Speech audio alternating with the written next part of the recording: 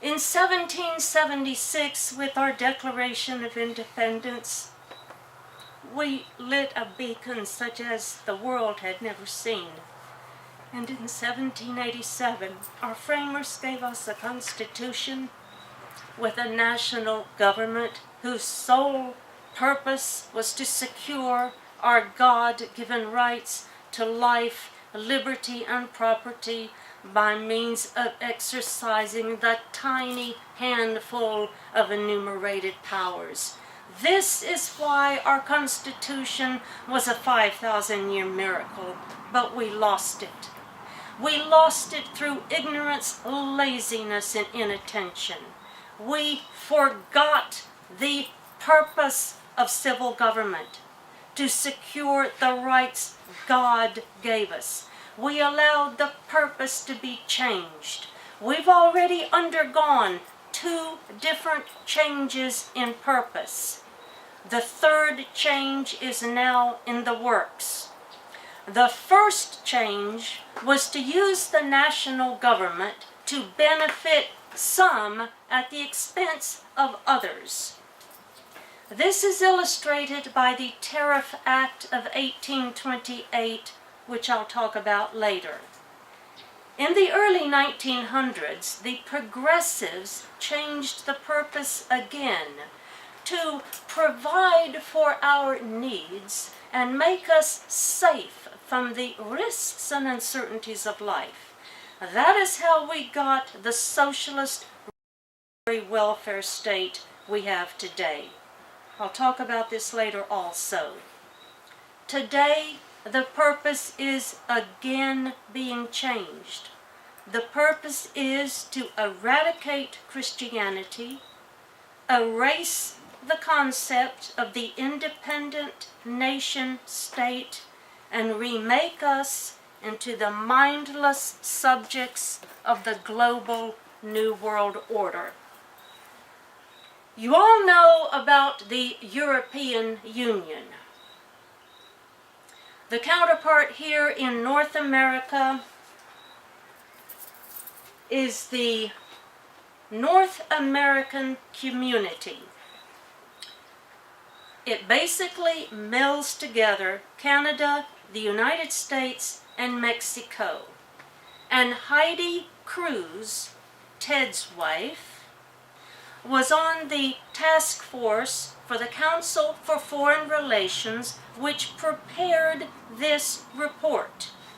This report is on the website for the Council for Foreign Relations. If you can't find it, contact me and I will send you the link. It's quite an extensive report. On the very last page of the proposals, they recommend a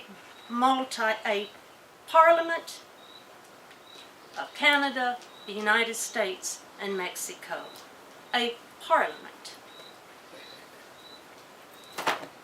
The people pushing the United States into the North American community need a new constitution so they can transform the United States from being a sovereign nation into a member of the North American community under a new parliament.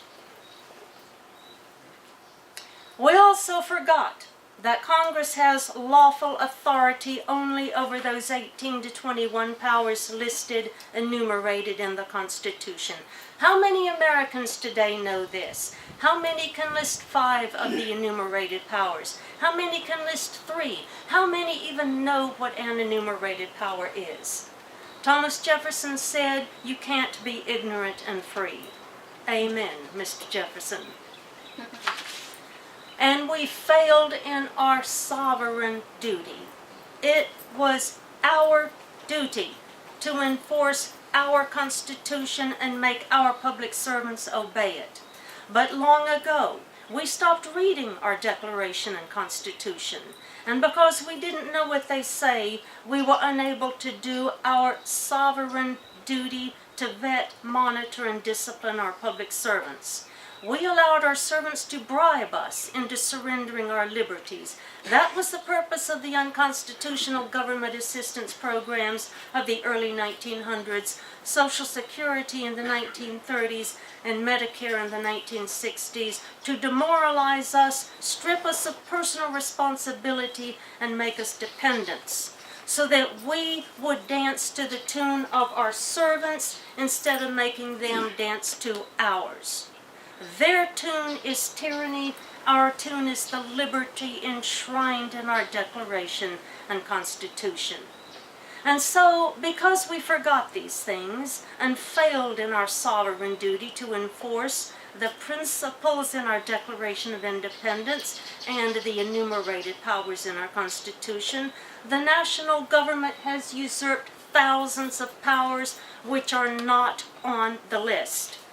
State governments have enthusiastically collaborated in these usurpations. They did it for the federal grant money.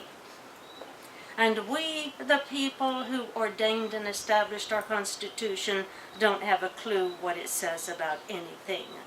So it is our ignorance of our two founding documents and the collapse of religion, morality, and personal responsibility which have brought us to the brink of destruction.